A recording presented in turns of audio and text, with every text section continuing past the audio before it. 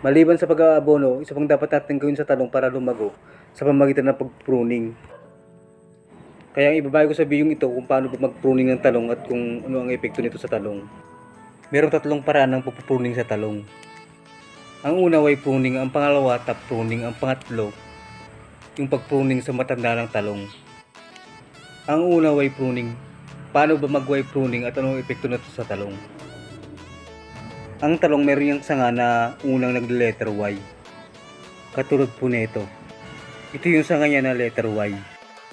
Kadalasan dito rin nagsisimula yung unang bulaklak niya. Sa Y pruning, hindi natin ikakat yung Y na sanga niya. Bagkus mula sa letter Y na sanga niya, yung mga talbos at dahon na pababa, yun ang tatanggalin natin. Kaya magmula dito pababa, tatanggalin natin lahat yan, yung dahon at talbos. Ngayon naman simulan natin mag-cut yan. Una, dalawa, tatlo, apat, lima, o bali anim magmula sa Y na sanga niya. Ganito pilang natin yung mga dahon niya. Pero tanggalin pa natin yung mga talbos niya. Pati po yung maliit na yan. Ito namang talbos niya kakamay na lang natin kasi maliliit. Mas madaling tanggalin kung kakamayin na lang. Pag hinila kasi natin yan, natatanggal hanggang dun sa pinakapuno niya. Puno hanggang sa pinagtubuan niya.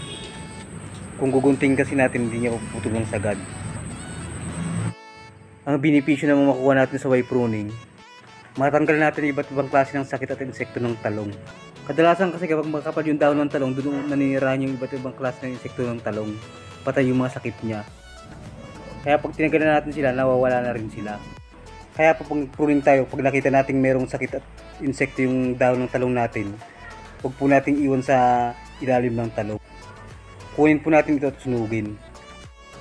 O kaya naman ibaw natin ito sa lupa, lalo na yung mga leaf miner. At saka pag nag-spray tayo ng foliar fertilizer at insecticide, madali lang ma-sprayan dahil hindi na siya makapal. At saka magiging matipid na yung pag-i-spray natin dahil konti na rin yung dahon at talbos na i-sprayan natin. Pangalawa, magiging maganda yung sikat ng araw. Maiwasan natin yung iba't ibang klase ng sakit. Lalo pag gantong maulan, mahirap matuyo yung dahon at lupa. Kadalasan din kasi kapag mamamasa-masa ang dahon at lupa, doon nakakapagparami yung iba't ibang klase ng sakit. Kaya kung na-pruning yan, hindi na sila basta-basta kakalat at makakapagparami.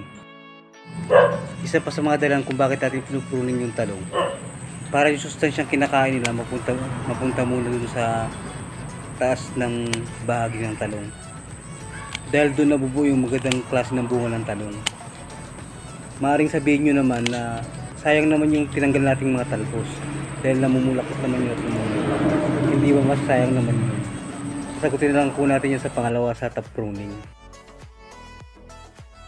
Sa pangalawa naman na tayo, yung tinatawag nating top pruning. Ano bang top pruning? At anong epekto nito sa talong? Ang top pruning o tinatawag din nilang topping pag puputol sa talbos ng talong, yung pinakatalbos niya.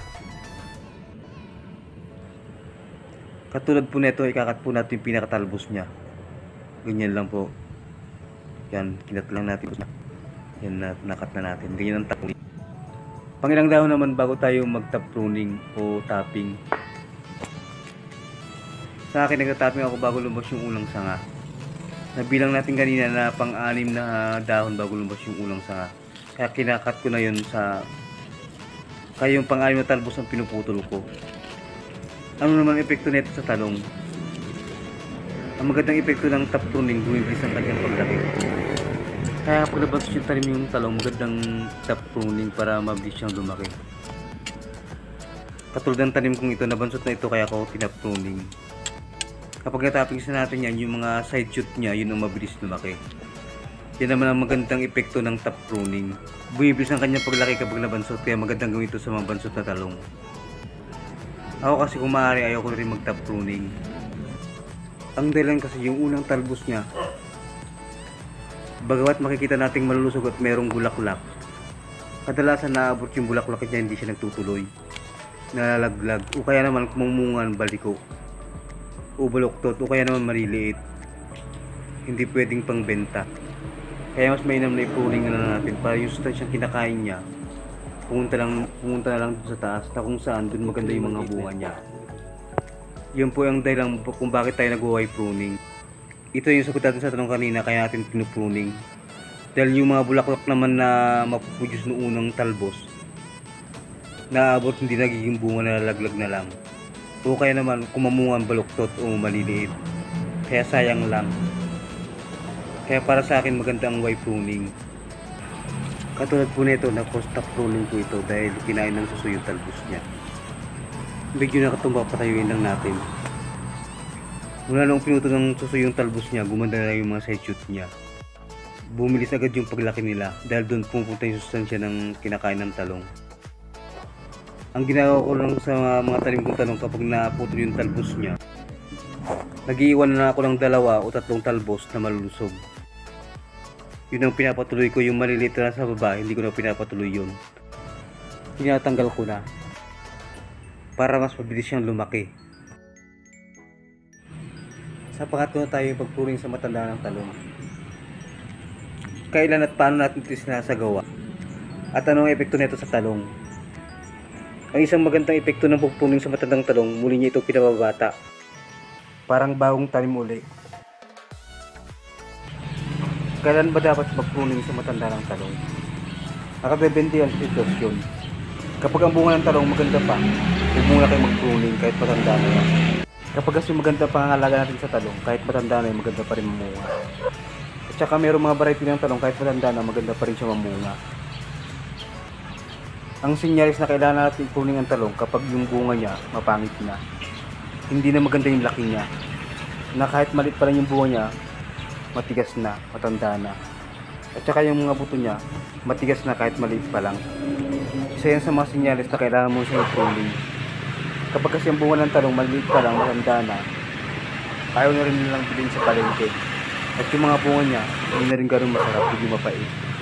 Isa yan sa mga sinyalis na kailangan natin i-pruning ang tanim natin talong. At saka yung gantong sobrang tangkad, pinupruning na rin dapat yan. At saka yung gantong natumba na at hindi na maganda yung bunga niya, kailangan ng i-pruning yan. Ang paraan ko naman ng pagpupruning, 1 pulgada mula lupa. O kaya naman sa unang sanga niya yung nag-letter Y. Kapag nakahiga naman, titingnan ko muna kung hindi na maganda yung bunga niya, saka ko siya pruning. Pero pag maganda pa, hindi na muna. Katulad nito, dahil maganda pa siya, hindi ko muna siya pruning. Dahil meron pa siya mga bunga maganda at mga bulaklak. Ito na yung natumba na pangit na yung bunga, kaya kailangan na i-pruning. Ito na yung unang sanga niya, dito tayo magpuputol. Ganito lang po yan, putulin lang po natin ito sa yung sa kabila. Ayan, putulin lang natin. Pati itong isang sanga, putulin na rin natin. Kapag naputol na natin, itayo naman natin ngayon. Ayan, tayo lang natin. Pagkatapos maglagay tayo ng abono. Naglagay ako ng Unique 16 dyan sa calcium. Para mabilis siya magtalbos uli. Tapos cultivate lang natin ng konti para matabunan yung abono. Mailalim. Pagkaraan ng 2 linggo, maging ganito na yung kaganda. Kakapal ng mga dahon nila at magkakaroon na rin sila ng maraming bulaklak. Yung iba na mukadkad na, yung iba naman maliit pa lang. Dito na natapos yung video natin, pero bago ko lubusang tapusin, kung baguhan ko pa lang sa ating channel, sana huwag ko palimutan taniman ng pinitong subscribe button at notification bell para laging update sa mga susunod kong video. Maraming salamat sa panonood at pagpalain kayo ng Panginoon.